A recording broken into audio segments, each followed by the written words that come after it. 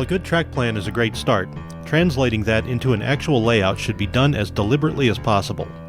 To that end, I decided to mock up the first 3 sections of the plan using a few bits of the old layout benchwork and laid out the turnouts I would need to see if everything more or less worked and if I had enough track components to at least get the south end of the yard started. Once this basic requirement was satisfied, I assembled the framing for the first 3 sections based on the dimensions outlined in the Fremo standard. Of course, all of the many table legs I've made for the last 2 layouts are 6 inches too short to meet the 50-inch nominal track height, so I'll have to deal with that at some point, but I'm not conducting a meet down here in the basement. The longer legs can wait. Of course, the size and shape of this yard took me away from that basic end plate standard pretty quickly, which is allowed in Fremo as long as it resolves at the other end and track and wiring standards are maintained.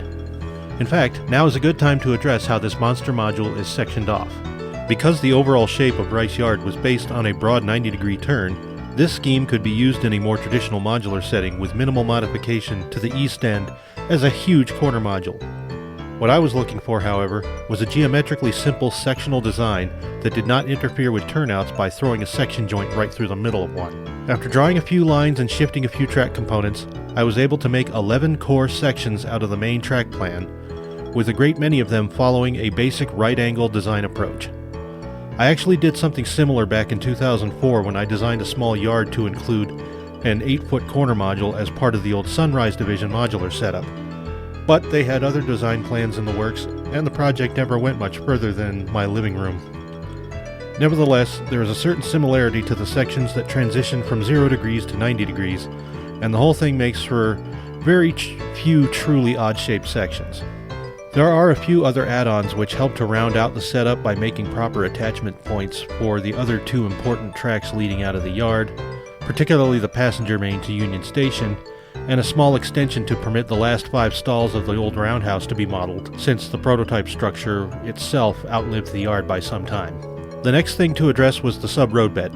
Ordinarily, I would simply lay out some fresh 3/4-inch sanded plywood and be done with it, as yards are generally pretty flat, but some of these sections are still pretty big and solid 3/4-inch ply would be way heavy. The smaller sections were easy enough. I only used plywood under the track and filled in the rest of the open space with foam insulation board, much like the last layout. But the largest sections were mostly covered with track, so I needed something a bit more creative. At first, I thought just making the entire tabletop out of 2-inch blue foam and gluing the track to that, but with upwards of 16 tracks crossing some of the joints, I wanted something a little more solid because I want my track and wiring to be fairly bulletproof when there may be other people's trains running on it. I thought maybe I could mount the blue board slightly lower and laminate the top with thin plywood to give the tracks a better surface to secure to, and then it hit me. Why not make a sandwich out of 1/2-inch foam board and 1/8-inch plywood, like foam core plywood? Well, after an odyssey I won't recount here, I managed to secure all the materials and got cracking on framing out and assembling the first tabletop. I framed the edges where sections would meet with lumber cut to exactly the same thickness as the blue foam, and secured these to the bottom sheet with wood glue. I also added some bracing and mounting blocks so the resulting sheets could be screwed down just like normal plywood, and then cut foam pieces to fit in the empty spaces. With everything ready, I added some more wood glue to the top of the framing, shot some foam glue onto the bottom sheet, dropped in the fillers, added more foam glue to the top, and then laid on the top sheet. I then placed any and every heavy object at my disposal on top of this ridiculous sandwich so it would all stay flat. And fail. It turned out that this kind of laminating exercise requires a good deal more clamping force than mere gravity can provide. So I recut some new pieces and this time began assembly on a bed made of many strips of 3/4-inch plywood, with many corresponding strips for up on top, so that when everything was assembled I could drive some 2.5-inch screws all the way through the entire sandwich, thus clamping the top and bottom strips with the foam and everything else in between them.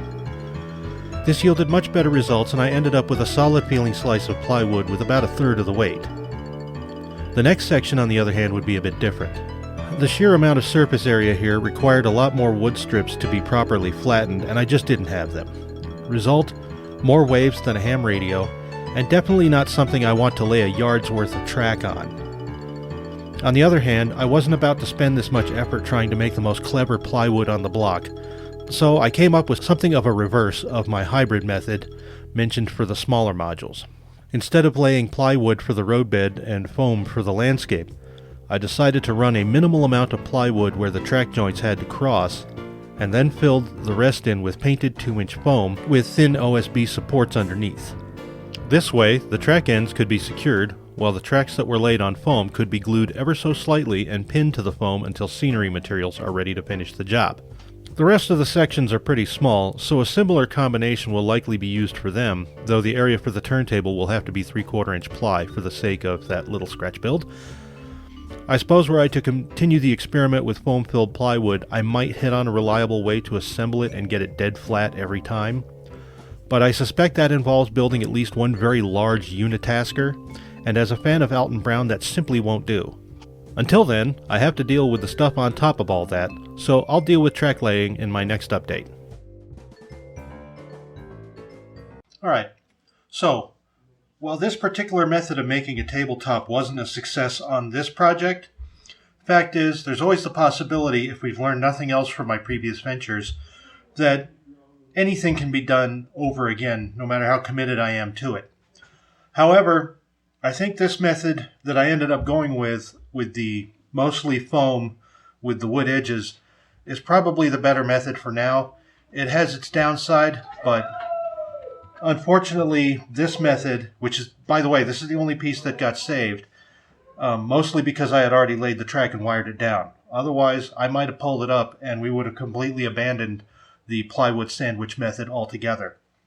But that's not to say it's not viable or that I couldn't bring it back under some other pretense. But for now, I just don't have the tools or the shop space to be manufacturing this kind of a thing just for the sake of, like I said, the most clever plywood on the block. Yeah, it's probably a great lightweight method for making model railroad bench work, but at what cost? So anyway, as you can see, I'm standing in front of an awful lot of track, and so I think in the next update we'll cover some of that, and maybe if there's anything more about the track plan that I need to talk about while I'm bringing that up, I can address those issues as well. So until then, thanks for watching.